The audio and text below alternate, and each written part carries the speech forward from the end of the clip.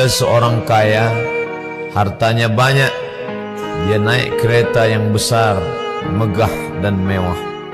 Dalam perjalanan dia tengok ke sebelah kanan ada tanaman padi sawah yang menghijau. Di tengah sawah, suami sudah menunggu makanan siang tiba. Apa kata orang kaya dalam kereta?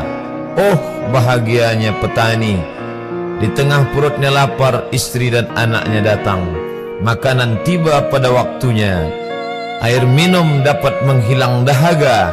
Lapar hilang, rindu pun sirna, karena istri dan anak ada di sekitar dia.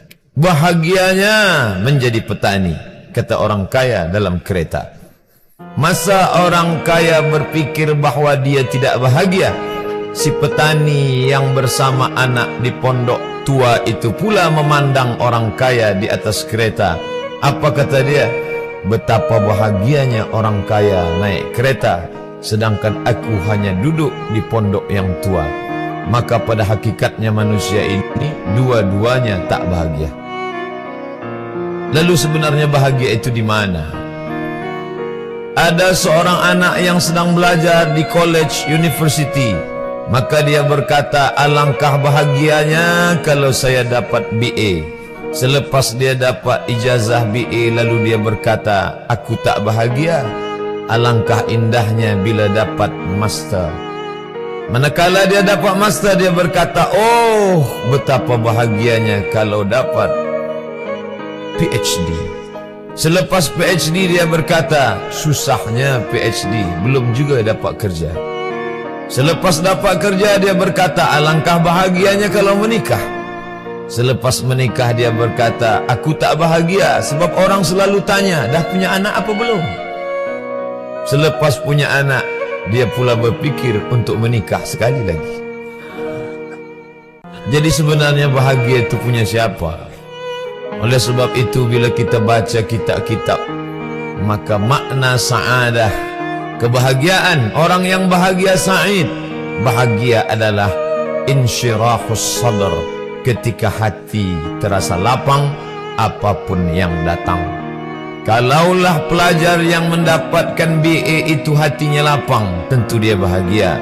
Kalaulah petani yang berada di tempat rumah tua itu hatinya lapang, tentulah dia bahagia.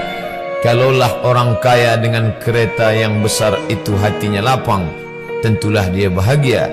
Itulah mengapa Musa alaihi salam di tengah kesusahan hatinya akan melawan ayah angkat bernama Fir'aun, dia minta hati yang lapang. Kita semua baca doa itu, Rabbi syrahli, lapangkan dada. Itulah mengapa kakinya pecah berdarah, giginya patah, pelipisnya pecah meneteskan darah, tapi dia tersenyum bahagia kerana hatinya lapang. Allah sudah lapangkan hatinya. Apa kata Allah untuk dia? Alam nashrah laka sadrak. Itu beza Muhammad dengan Musa. Musa meminta, Rabbi shrah li sadri wa yassir li amri wahlul 'uqdatam min lisani yafqahu qawli. Sedang Muhammad tidak meminta. Belum meminta, Allah dah bagi pada dia. Apa kata Allah? Alam nashrah laka sadrak wa wada'na anka wizrak alladhi anqadha dhahrak wa rafa'na laka dhikrak. Bila kau dalam keadaan susah, dua kali Allah ulang, fa inna ma'al usri yusra, inna ma'al usri yusra. Hati lapang itulah yang membuat Haji Abdul Malik Karim Amrullah Buya Hamka tersenyum di dalam penjara. Penanya berjalan perlahan tapi pasti, maka keluarlah tafsir Al-Azhar.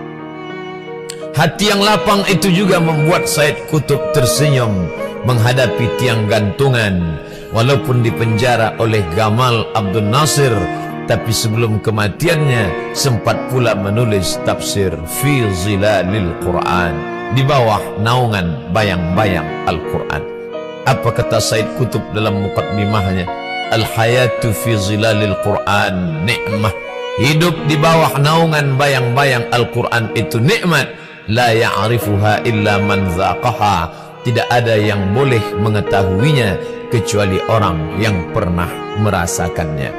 Maka bahagia adalah ketika hati terasa lapang.